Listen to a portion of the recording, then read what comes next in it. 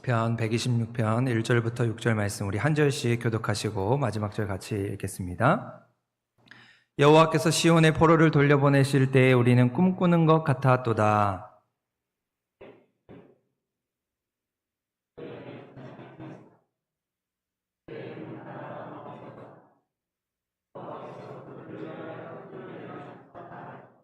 여호와께서 우리를 위하여 큰 일을 행하셨으니 우리는 기쁘도다.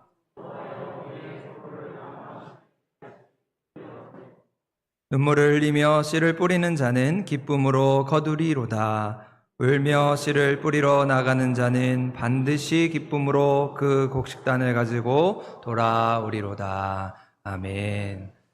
더운 날씨가 계속되고 있습니다. 연일, 연실, 폭염특보, 폭염경보가 이제 문자로 오고 있는데요. 더운 날씨 가운데 하나님 지키시는 은혜가 우리 성도들과 함께 할 수 있기를 소망합니다. 특별히 우리 지난주에 우리 중고등부 여름수련회 또 어제 오늘까지 해서 우리 아동부 여름성경학교까지 또 무사히 잘 마치게 됨을 감사를 드립니다. 어제는 우리 교회 마당에 우리 물놀이 시설을 설치하고 아이들이 얼마나 신나게 노는지 보기만 해도 마음이 흡족한 그런 시간들이었습니다. 여름 사역을 위해서 함께 수고하고 애써진 모든 성도분들께 진심으로 감사를 드리고 우리 교회가 다음 세대의 소망이 있는 하나님이 기뻐하시는 거룩한 교회 될 수 있기를 간절히 소망합니다. 오늘 눈물씨의 신앙이란 제목으로 함께 은혜를 나누고자 하는데요. 오늘 말씀을 시작하면서 제가 음악 퀴즈를 하나 내려고 합니다. 제가 손바닥으로 이렇게 박자를 두드리면서 노래 한 곡을 연주해 볼 테니까 제가 연주하는 곡이 무슨 곡인지 한번 맞춰보시는 것입니다. 한번 하실 수 있으시겠죠? 제가 한번 노래를 연주해 보겠습니다.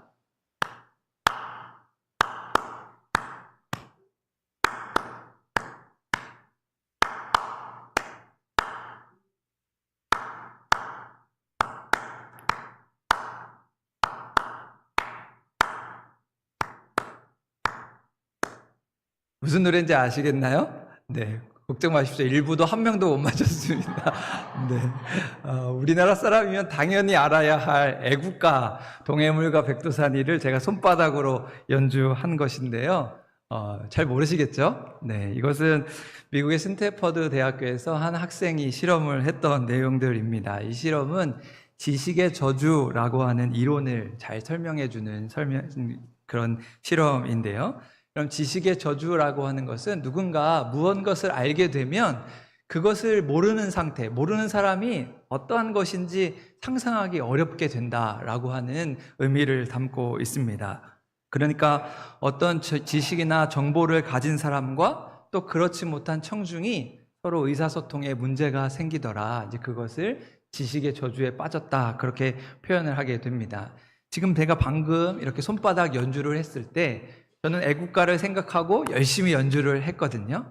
그런데 이거에 대한 정보가 없는 우리 청중들은 전혀 이게 무슨 노래인지 알 수가 없죠. 근데 저는 속으로 생각하기를 아니 왜 이 쉬운 노래를 못 맞출까? 이걸 왜 모를까? 저 혼자 그렇게 생각하면서 상대방과 의사소통에 문제가 생기더라. 이제 그것을 지식의 저주라고 부르게 됩니다. 여러분, 이러한 일이 흔히 일어나게 되는 경우가 우리가 사람들에게 길을 가르쳐 줄 때 나타납니다. 여러분, 길을 가다가 어떤 사람이 흔히 이렇게 길을 물어오게 되면 길을 잘 아는 사람이 그 길의 초행자에게 이제 길을 설명해 주면서 자신의 기준에서 설명을 하는 경우들이 많이 있습니다. 이미 자신은 길에 대한 많은 지식과 정보를 가지고 대충 이야기해도 그 길이 어떠한지를 잘 알고 머릿속에 그 길에 대한 그림이 그려져 있습니다. 그래서 우리가 보통 길을 설명할 때 우회전해서 저쪽으로 가서 쭉 가면 나옵니다. 이렇게 설명을 하잖아요.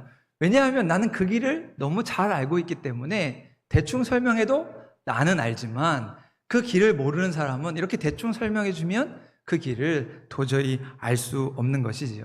내가 알고 있는 지식으로 상대방도 알아들었을 것이다 착각을 하게 되는 것입니다. 바로 이것이 지식의 저주, 미리 알고 있는 자들의 오해인 것이죠. 우린 무의식적으로 내가 알고 있는 것을 당연히 상대방도 알고 있을 것이다. 그러면서 그 기준에 맞추어서 의사소통을 하고 상대방을 대하는 경우가 많더라는 것이지요. 여러분, 이러한 지식의 저주는 우리 교회 안에서도 일어나고 있습니다. 특별히 우리 교회학교 어린이들을 대할 때 흔히 일어날 수 있습니다. 교사와 학생 간에, 또 어른 세대와 우리 어린이 세대, 학생들 세대 가운데 흔히 일어날 수 있는 세대이죠. 이미 성경에 대한 충분한 지식과 신앙에 대한 충분한 경험을 가지고 있는 어른 세대가 어린아이들, 학생들을 바라보면서 아니 왜 이걸 모르지? 왜 이렇게 안 할까? 나 때는 그렇게 우리가 라떼만 계속 마시면서 그렇게 상대방을 이해하지 못할 때 우리는 소통이 두절된 채로 살아가게 됩니다. 그럼 그렇게 다음 세대 교회 학교를 지식적으로 접근하면 이 소통에 문제가 생기는 것이지요. 그래서 한 기독교 교육학자가 참 의미 있는 말을 했는데요. 신앙은 가르치는 것이 아니라 형성되는 것이다 라고 하는 이야기를 했습니다. 여러분, 우리의 신앙을 자꾸만 아이들에게 가르치려고 하는 것이 아니라 그 신앙은 형성되게 만들어가는 것이다. 웨스트호프라고 하는 학자가 이야기하는 것이죠. 여러분, 이것은 우리 교회의 예배가 나아가야 할 방향을 아주 잘 설명해 주고 있습니다. 웨스트호프라고 하는 학자는 교회 교육의 핵심이 신앙의 정수에 있다는 것이지요. 참다운 가치관과 그런 세계관을 심어주는 것에 있다고 보았던 것입니다. 그래서 저는 개인적으로 이 웨스트호프라고 하는 학자의 말을 참 좋아합니다. 그리고 저는 이것이 우리 교회 교육의 모토가 되었으면 좋겠습니다. 신앙을 자꾸만 가르치려고 하지 말고 함께 형성해 가는 것이죠. 함께 만들어 가는 것입니다. 오늘 우리 교회가 그렇게 다음 세대에 바람직한 신앙을 전수하는 그런 신앙 공동체가 되어질 수 있기를 주님의 이름으로 간절히 소망합니다. 그럼 이처럼 교회는 결코 학교가 아닙니다. 지식 전수의 기관이 아닌 것이지요. 신앙을 유지하고 신앙을 전수하면서 참다운 신앙인을 양육하고 참다운 신앙인을 세워가는 신앙 공동체입니다. 그렇게 교회는 더 이상 지식을 추구하는 기관이 되어서는 안 되는 것이지요. 그럼 지식을 얻는 것은 도서관에 가서, 학교에 가서, 요즘에는 유튜브에서 얼마든지 정말 방대한 양의 지식을 얻을 수가 있습니다. 그래서 앞으로 지식의 시대는 종말을 맞이할 것이라 이야기하지 않습니까? 네이버, 구글, 알파고에 가면 얼마만큼의 지식을 우리는 충분히 습득할 수 있습니다. 그래서 지식으로 무언가를 가르쳐서 사람을 변화시키려고 하는 것에는 한계가 있습니다. 그렇기 때문에 이 시대의 교회는 지식이 아니라 예수님의 마음을 가르치고 예수님의 성품을 가르치고 그 예수님의 인성과 성품으로 변화되는 사람들이 모인 공동체가 되어야 하는 것이죠. 세상의 지식과는, 세상의 방법과는 무언가 다른 교회 공동체만이 누릴 수 있는 그런 감동과 감격이 있는 공동체가 되어야 하는 것입니다. 그렇기 때문에 저는 오늘 우리가 드리는 이 예배가 너무나 소중하다고 생각합니다. 말씀과 기도, 찬양과 묵상을 통해서 살아계신 하나님을 경험하고 우리의 삶의 의미를 다시 한번 돌아보며 성찰하면서 우리의 예배 가운데 어떤 영적인 감격이 있는 하나님의 만지심과 하나님의 함께하심을 경험하는, 그래서 우리의 삶이 회복되고 충전되는 하나님의 은혜의 예배를 경험해야 하는 것이지요. 1780년 7월에 영국의 한 신문사에서 일을 했던 로버트 레익스라고 하는 사람이 영국의 글로스터라고 하는 지역에 처음으로 주일학교를 설립했습니다. 당시 공장 주변에 그렇게 몰려있는 그런 방치되어 있는 아이들을 모아서 아이들에게 성경을 가르치고 먹을 것을 주면서 주일학교를 시작한 것입니다. 이것이 이제 우리 전 세계 주일학교의 시초가 되었는데요. 그럼 당시 우리가 잘 아시는 대로 영국 사회는 18세기 산업혁명과 또 급격한 이 사회의 변화로 인해서 사람들이 도시로 몰리게 되었습니다. 그리고 사람들은 노동자로 일을 하게 되면서 수많은 사회 문제들이 생겨나게 되는 것이죠. 그러면서 그런 사회 문제에 취약한 아이들이 이제 빈곤과 또 가난과 범죄에 노출이 되었습니다. 그런데 로버트 레익스라고 하는 그 한 사람이 그 어린 영혼들의 관심을 갖고 그 어린 영혼들을 사랑해서 그들을 교회로 불러 모아서 그렇게 주일학교를 시작하면서 주일학교는 많은 사람들의 지지와 후원을 얻어서 전국으로 확산되게 되었습니다. 비로소 주일학교, 어린 영혼들에 대한 관심이 시작된 것이지요. 그리고 그 일은 단순히 그냥 주일학교의 부흥뿐만 아니라 어른 세대의 영적인 각성으로 이어지게 되었습니다. 어린 아이들의 모습을 보면서 야, 우리도 정신 차려야겠구나, 우리가 이렇게 살면 안 되겠구나 각성하면서 영국 사회의 많은 부분에 영향을 미치고 무상교육, 여성교육 이런 정말 소외된 부분에 관심을 갖게 된 것입니다. 그러면서 주일학교 운동은 영국 내에서만 그치지 않고 미국을 넘어서 또 선교사님들 통해서 우리 한국에까지 전해지면서 오늘 우리나라도 주일학교에 정말 놀라운 부흥과 성장을 이루게 되었습니다. 정말 많은 아이들이 교회로 물려들었고 다음 세대에 대한 소망을 품게 된 것이지요. 저도 어린 시절 여름성경학교를 생각해 보면 정말 여름성경학교가 단지 교회만이 아니라 정말 저희 교회가 속한 그 온 마을의 축제였던 것을 기억합니다. 이제 선생님과 아이들이 이제 여름성경학교를 한다고 그 더운 여름날 인형 탈을 쓰고서 북을 치고 막 찬양을 하면서 마을 곳곳을 다니면서 이제 아이들을 전도하고 그렇게 아이들이 교회로 몰려들었습니다. 그러면서 2박 3일의 여름성경학교는 정말 지금 생각해보면 그야말로 축제였습니다. 권사님들이 아이들을 위해서 맛있는 음식을 하고 선생님들은 찬양과 율동을 하면서 아이들과 함께하고 인형극, 철로역정, 캠프파이어 생각만 해도 너무나 행복했던 즐거웠던 시간들이 가득했던 여름성경학교를 기억합니다.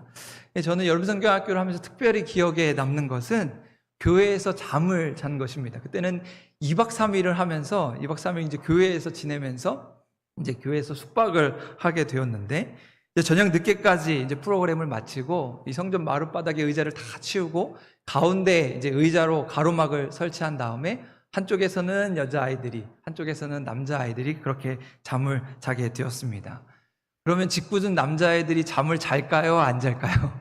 네, 짓궂은 애들이 떠들고 노느냐고 밤새 그렇게 시끄럽게 합니다. 그러면 청년 선생님들이 불침번을 서다가 이제 앉은 아이들을 골라서 모아가지고 밖에 나가서 그 남자아이들에게 얼차례를 줍니다. 엎드려 뻗쳐도 시키고 쪼그려 뛰기도 시키고 PT 체조도 시킵니다. 그러면 그 더운 날 온통 땀으로 젖으면 선생님들이 남자애들이니까 우통을 벗겨가지고 등에다가 물 한 바가지씩 등목을 시켜줍니다. 그러면 남자애들은 그것도 재밌다고 낄낄거리고 웃다가 다시 잠자리로 돌아와서 잠을 청하곤 합니다. 그리고 나서 잠이 들었을까요? 네, 몰래 선생님 몰래 자는 척을 하다가 몇몇 친구들이 깨어서 이제 나머지 자는 친구들 얼굴에 낙서를 합니다. 그리고는 이제 우리만 깨끗하면 우리가 범인으로 몰리니까 스스로 얼굴에 낙서를 하고 그리고는 잠을 자게 됩니다. 그러면 아침에 서로 낙서가 된 얼굴을 보면서 한바탕 웃으면서 그렇게 아침을 맞이했던 기억이 있습니다. 여러분, 그렇게 교회는 온갖 아이들의 웃음소리와 추억이 넘쳐나는 곳이었습니다. 아이들이 떠드는 소리, 뛰어다니는 소리가 있어 소망이 있고 그 개구지고 말썽장이었던 아이들이 정말 변화되어 가는 성숙한 신앙인의 모습으로 변해가는 그런 기대감이 있었던 곳이지요. 그런데 어느 순간부터 우리 한국교회의 이런 모습이 점차 사라지고 있습니다. 물론 시대가 바뀌고 환경이 바뀐 탓도 있겠지만 그러나 다음 세대에 대한 소망의 불빛이 점차 사그러들고 있는 것이 현실입니다. 우리 대한예수교 장로회 통합 측, 그러니까 저희 교단이 속한 교회에 2020년을 기준으로 우리 전국에 8,383개의 교회가 있는데 이 8,000개가 넘는 교회 중에서 주일학교가 없는 교회가 48%이다. 그러니까 절반이 넘는 교회가 이제 주일학교가 없는, 아이들을 찾아볼 수 없는 교회가 되었다는 것입니다. 그 중에서 영아부, 이제 우리 1세부터 4세까지를 이제 영아부라고 부르게 되는데 그 영아부가 없는 교회는 78.5%, 그러니까 80%가 가까이 되는 거. 10개 중에 8개 교회가 어린아이들이 사라지고 있는 그런 다음 세대의 위기에 처해 있는 것입니다. 우리 이 시간 그 다음 세대의 위기에 대한 경고를 알려주는 영상을 우리 짧게 보실 텐데요. 우리 앞부분에 소리가 좀 큰데 놀라지 마시고 우리 다음 세대의 위기에 대한 우리 영상을 함께 보도록 하겠습니다. 재생해 주세요.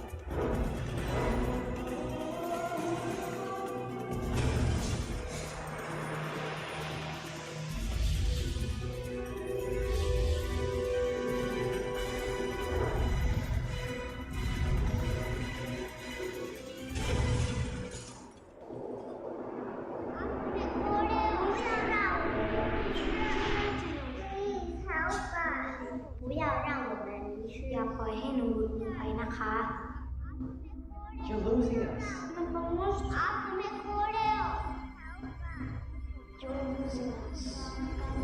Вы нам допоможете? 우리 잃어먹으면 안 돼. Somos la esperanza de la iglesia.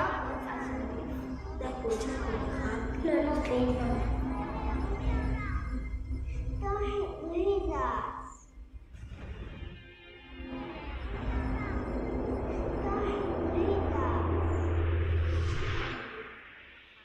네, 우리 다음 세대 위기를 보여주는 영상인데요. 빠르게 변화하는 시대 속에서 우리 아이들을 어떻게 이해하고 저들을 용납하면서 우리가 저 한 세대를 잃어버리지 않을 것인가. 우리 마지막에 각 나라의 아이들이 각 나라의 말로 우리를 잃어버리지 마세요.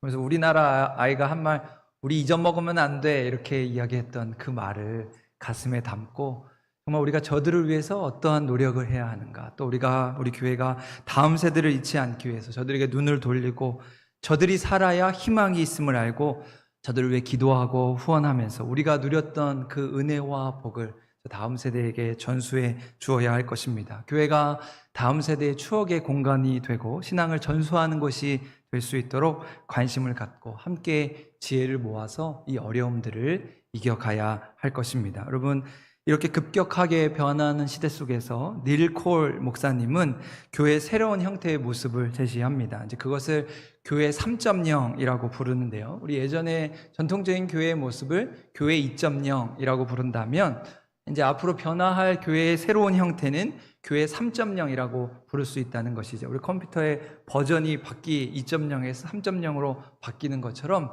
교회도 그럴 수 있다는 것입니다. 그러면서 그 모습을 다음과 같이 비교하고 있는데요. 한번 도표를 띄워주시겠어요? 여러분, 교회 2.0의 모습을 보면 일렬로, 지금 우리 교회처럼 일렬로 좌석을 배치하고 이제 교실 위에 선생님이 있고 학생이 있는 그런 교실 위주의 교육이고 또 도움이 되는 프로그램, 지식을 추구하는 것이 이제 교회의 모습이었다는 것입니다. 하지만 앞으로 다가올 시대에 변화하는 교회는 좌석 배치나 교육 방식, 또 실제적인 교회 생활에 있어서 참으로 많은 변화가 있을 것을 예고하고 있습니다. 그럼 특별히 전도 방식을 보면 예전에는 누구든 오시어, 와서 보라, 교회에 오세요 라고 사람들을 교회로 초청해서 교회가 중심이 되는 것을 보게 됩니다. 그런데 앞으로는 교회가 중심이 아니라 교회에서 출발해서 세상 밖으로 파송하고 보냄을 받은 선교사로서 우리가 직접 삶의 현장에 나아가서 삶의 변화를 일으키고 관계로서 전도를 하면서 교회의 모습이 가족과 같은 공동체로 바뀌어지게 될 것임을 이야기하고 있습니다. 그러면서 교회는 더욱더 실제적인 어떤 체험과 신비 그리고 다양성을 강조하는 형태로 바뀌어갈 것이라고 이야기합니다. 교회는 세상에 줄 수 없는 그런 평안과 어떤 영적인 신비함을 추구할 때 그 속에서 상도들의 삶이 변화되고 능력이 나타나게 되는 것이지요. 그리고 이러한 교회의 모습을 향해 나아갈 때 가장 중요한 것이 있다면 그것은 바로 우리의 예배입니다. 오늘 우리의 예배가 살아계신 하나님을 경험하고 정말 세상에서 갈급한 우리의 영혼이 그런 만족과 충만함을 누리는 시간이 되어야 하는 것이죠. 말로 표현할 수는 없지만 내 안에 임재하시는 그 성령의 강력한 은혜를 경험하고 찬양의 감격과 말씀의 은혜가 내 영혼의 삶과 찔러 쪼개시는 그런 능력을 경험해야 할 것입니다. 그런 의미에서 우리 한사랑교회는 어떤 예배의 모습으로 나아갈 것인가 두 가지로 살펴보려고 하는데요. 먼저 우리 교회의 예배는 하나님을 만나는 현장이 되어야 한다는 것입니다. 우리가 하나님 앞에 나와서 하나님과 소통하고 하나님과 연결되고 하나님을 구하는 시간이 되어야 한다는 것이지요. 그에 대한 말씀으로 우리 출애굽기 33장 우리 9절부터 11절 말씀, 조금 길지만 참 중요한 말씀이거든요. 우리 긴 말씀 우리 한 목소리로 화면을 보시고 한 번 더 같이 읽겠습니다. 시작. 모세가 회막에 들어갈 때에 구름 기둥이 내려 회막문에 서며 여호와께서 모세와 말씀하시니 모든 백성이 회막문에 구름 기둥이 서 있는 것을 보고 다 일어나 각기 장막문에 서서 예배하며 사람이 자기의 친구와 이야기함 같이 여호와께서는 모세와 대면하여 말씀하시며 모세는 진으로 돌아오나 눈의 아들 젊은 수종자 여호와는 회막을 떠나지 아니하니라. 아멘. 여러분, 지금 모세가 회막에 들어갈 때의 모습을 이야기하면서 모세가 회막에 들어갔을 때 모세가 자기 친구와 이야기하는 것처럼 하나님과 이야기를 하고 하나님과 대면하고 하나님을 만났던 그 회막의 모습을 이야기하고 있습니다. 그야말로 미팅 오브 텐트, 하나님과의 만남의 장소, 그 회막 가운데서 하나님을 경험하고 하나님과 이야기했던 모세의 모습을 이야기해주고 있습니다. 모세는 고민이 되어 답답한 일이 있을 때 회막을 찾아서 그의 마음을 하나님께 터놓았을 것입니다. 가슴 아프고 슬픈 일이 있을 때 회막을 찾아 통곡하며 하나님을 구했을 것입니다. 또 기쁘고 즐거운 일이 있을 때 하나님과 함께 그 기쁨을 나누면서 회막은 모세의 피난처이자 힘과 능력을 얻는 그런 충전소가 되었을 것입니다. 여러분, 그런데 이 출애굽기 말씀에서 주목할 것은 그 뒤에 나오는 여호수아에 대한 이야기입니다. 지금 모세가 회막에 들어가는 장면을 이야기하면서 끝부분 말씀에 보면 빨간 글씨에 눈의 아들 젊은 수종자 여호수아는 회막을 떠나지 아니하니라. 지금 모세가 회막에 들어가서 하나님을 만나고 하나님과 대면하는 그 모습을 그 뒤에 누가 있었냐 하면 바로 여호수아가 있었다는 것이지요. 모세가 회막에서 만나는 그 여호수아의 만남, 모세의 장면을 지켜보면서 여호수아는 회막을 떠나지 않는 사람이 되었다고 말씀하고 있습니다. 여러분, 이것이 중요한 것이죠. 모세 한 사람이 하나님을 만난 것으로 끝나지 않고 그 모세의 경험이 여호수아에게 전수되었다는 것입니다. 그래서 여호수아는 회막을 떠나지 않는 사람이 되었던 것이죠. 그리고 여호수아는 그 신앙으로 모세의 뒤를 이어서 이스라엘 백성들을 이끌고 가나안 땅에 들어간 믿음의 사람이 되었습니다.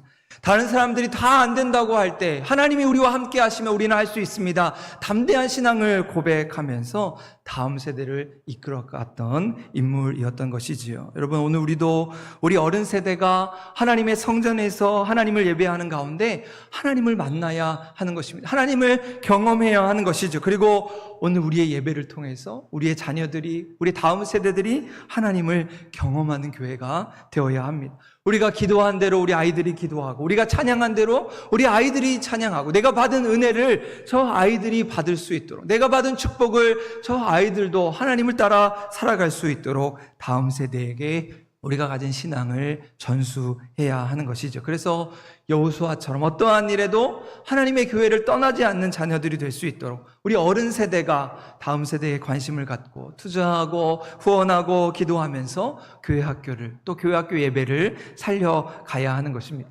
지적하고 비판하고 가르치려고만 하지 않고 함께 응원하고 함께 참여하고 함께 봉사하면서 이 귀한 일을 통해서 우리 교회가 하나님이 일하시는 생명이 살아나는 놀라운 기적이 함께 할 수 있기를 주님의 이름으로 간절히 소망합니다. 그러면서 두 번째로 우리 교회는 눈물씨의 신앙을 가지고 하나님을 참되게 예배하는 공동체가 되어야 합니다. 그것이 오늘 우리가 함께 읽은 본문으로 읽은 시편 126편 5절 6절 말씀인데요. 우리 두 절 말씀 한 번 더 같이 읽겠습니다. 시작. 눈물을 흘리며 씨를 뿌리는 자는 기쁨으로 거두리로다. 울며 씨를 뿌리러 나가는 자는 반드시 기쁨으로 그 곡식단을 가지고 돌아오리로다. 아멘. 사실상 오늘 시편 126편의 말씀은 이스라엘 백성들이 70년 포로의 세월을 끝내고 그 포로에서 돌아오는 그 기쁨과 감격을 표현해 주고 있습니다. 정말 꿈꾸는 것 같았고 그들의 입술과 혀에는 찬양이 가득한, 너무나도 기쁜 마음으로 예루살렘으로 돌아오고 있는 그 이스라엘 백성들의 기쁨을 노래하고 있는 것이지요. 그리고 그 꿈 같은 일이 벌어졌을 때 이스라엘 백성들은 그들의 신앙을 고백합니다. 눈물을 흘리며 씨를 뿌리는 자는 반드시 기쁨으로 단을 거둘 것이다. 70년 그 눈물의 세월이 헛되지 아니하고 기쁨으로 다시 한번 이스라엘 땅을 향하여, 예루살렘을 향하여 올라가는 그 이스라엘 백성들의 모습을 고백하고 있습니다. 여러분, 농부가 씨앗을 심는다는 것은 단순히 그냥 곡식을 심는 단순한 행동을 의미하지 않습니다. 그 씨앗은 작년에 거두었던 곡식 중에서 가장 알이 굵고 가장 좋은 것을 골라서 따로 모아둔 것이죠. 하지만 농부는 그 귀한 것, 좋은 것, 알이 굵은 것을 내가 당장에 먹지 않고 내일을 위해서 그것을 씨앗으로 뿌리게 됩니다. 지금 당장 내가 그것을 먹으면 며칠은 배부를 수 있겠죠. 맛있게 먹을 수 있겠죠. 그러나 그 이후에 희망은 없습니다. 그래서 눈물을 흘리면서 그 씨앗을 뿌릴 때 그 씨앗이 자라서 열매를 맺어 그 기쁨의 곡식단을 거둘 것을 꿈꾸면서 농부는 씨앗을 뿌리게 됩니다. 이것이 바로 눈물씨의 가치를 아는 사람인 것이지요. 또한 눈물씨의 가치를 아는 사람은 그 씨앗을 뿌리고 당장의 열매가 없다고 좌절하지 않습니다. 여러분, 오늘 씨앗을 뿌리고 내일 열매가 없다고 그 씨앗을 파내거나 그 싹을 도려내는 사람은 아마 한 사람도 없을 것입니다. 씨앗이 자라서 열매를 맺기까지 물을 주고 거름을 주고 그것이 조금씩 조금씩 자라서 변화되고 성장하는 모습을 지켜보면서 이 작은 씨앗에서 30배, 60배, 100배의 열매를 기대하는 것이죠. 그럼 지금은 은퇴하셨지만 우리 김동호 목사님이 영락교회 부목사님으로 계실 때에 이제 여름 교사 세미나에 초청을 받아서 이제 말씀을 전하신 일이 있었습니다. 오늘같이 7월 뜨거운 여름날에 이제 소년부실에 소년부실이 가득 찰 정도로 많은 교사들이 모여서 이제 성경학교를 준비하면서 이제 강습회를 열고 이 김동호 목사님을 초청한 것입니다. 근데 오늘 저희도 덥지만 그 당시에도 얼마나 더웠는지 목사님이 강단에 서자마자 막 땀이 주르륵 흘러 내렸다고요. 또 밑에 교사들을 보니까 연실 교사들이 부채질을 하면서 너무 더워해서 세미나가 진행되기 어려울 정도로 더운 날씨였다고 합니다. 그래서 김동호 목사님이 여기 맨 앞에 앉아 계시는 장로님을 보고 장로님 여기 에어컨 없습니까? 좀 에어컨 좀 틀면 안 됩니까? 이제 그랬더니 장로님이 여기 소년부실이라 에어컨이 없습니다. 그렇게 대답을 한 것이죠. 그랬더니 김동호 목사님이 다시 장로님에게 그럼 본당에는 에어컨이 있습니까? 본당에는 에어컨이 있죠. 그러자 김동호 목사님 그 자리에서 장로님을 향해서 그럼 장로님 당장에 이 소년부실에 에어컨을 설치하십시오. 그렇지 않으면 이 교회는 10년 안에 망하는 교회가 될 것입니다. 너무 그게 감정이 격해서 너무 심하게 얘기한 것이죠. 아무리 날씨가 덥다고 망한다고 할 것까지 있겠습니까? 불같은 그 김동호 목사님의 성격을 보여주는 대목입니다. 그런데 얼마 지나고 나서 김동호 목사님이 그 교회 담임 목사님으로 청빙이 되셨습니다. 담임 목사님으로 그 교회에 부임하게 되신 것이지요. 그러면서 목사님이 그 교회에 부임해서 제일 먼저 한 일이 무엇이겠습니까? 소년부실에 에어컨 설치하는 일. 왜냐하면 10년 후에 망하는 교회가 자기 입으로 뱉은 말 되지 않기 위해서 그렇게 한 것이죠. 그리고 그 교회가 서울에 있는 동안교회입니다. 여러분, 오늘 우리도 이러한 눈물씨의 신앙을 가지고 하나님을 예배하면서 다음 세대를 향한 희망을 품을 수 있기를 소망합니다. 지금 당장 우리가 힘들고 어려울지라도 그 미래를 향한 소망을 품고 인내하고 기대하면서 기쁨의 단을 거둘 수 있기를 바랍니다. 더불어 우리 한사랑교회가 그렇게 다음 세대를 향한 교회 학교를 향한 꿈과 소망을 가지고 우리 모두가 저들의 믿음의 선배요 또 믿음의 후원자가 되어서 온전한 신앙을 저들에게 전수하고 아름다운 하나님 나라 하나님의 교회를 세워가는 신앙 공동체 될 수 있기를 소망합니다. 오늘 말씀을 마치면서 우리 고 한경직 목사님의 육성으로 남겨진 유언의 말씀을 영상으로 보려고 하는데요. 비록 가족들에게 남겨진 말씀이지만 오늘 우리에게도 전해주시는 메시지가 담겨있는 아주 소중한 영상입니다. 2분 남짓 짧은 영상인데 우리 한경직 목사님의 말씀을 영상으로 함께 듣도록 하겠습니다. 우리 영상 준비됐으면 우리 틀어주세요. 나는 우리 자손들에게 남길 유산은 하나도 없다. 문자 그대로 나는 내게 속하는 집 한간, 땅 한 평도 없는 사람이다. 그것은 이미 너희들도 다 알 줄 생각한다. 무슨 재산을 소유한다고 하는 것은 어딘가 모르게 부끄럽게 생각이 된 까닭이다.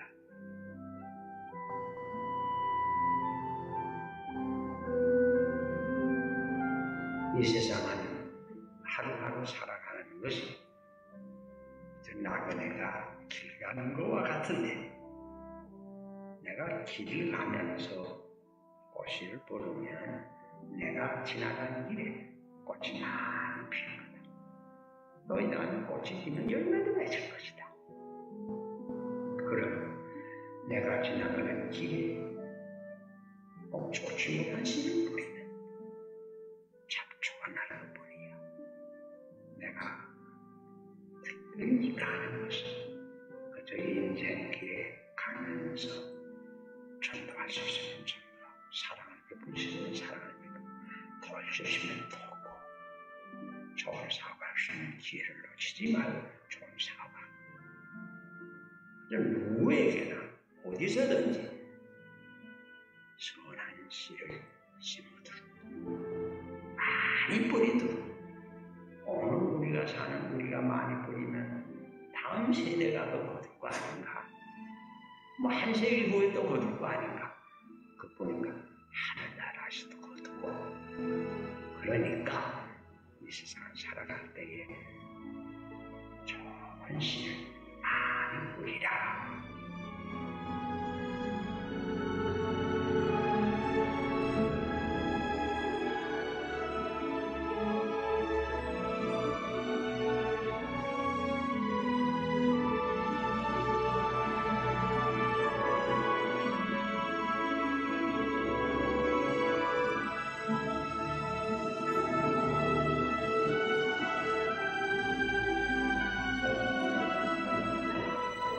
저는 기적을 믿습니다.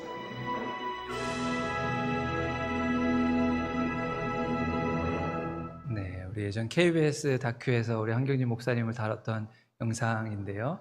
한국교회 성자라고 불리는 한경진 목사님의 삶을 기억하면서 또 우리에게 남겨진 그 마지막 육선의 그런 유언의 말씀을 따라서 우리의 삶이 나그네의 길이라고 할 때 우리가 걸어가는 길 가운데 꽃이 피고 열매 맺게 할 수 있도록 정말 성기준 목사님 말씀하신 대로 좋은 씨를 많이 뿌려가는 그런 믿음의 세대가 될 수 있기를 소망합니다. 그래서 오늘 우리가 뿌린 그 믿음의 선한 씨를 통해서 하나님 나라의 열매를 맺고 다음 세대가 살아나는 그 놀라운 은혜를 경험하면서 기적을 만들고 기적을 경험하는, 하나님이 함께 하시고 하나님이 인도하시는 귀하고 복된 우리 한사랑교회 모든 믿음의 세대가 될 수 있기를 주님의 이름으로 간절히 축원합니다. 기도하시겠습니다.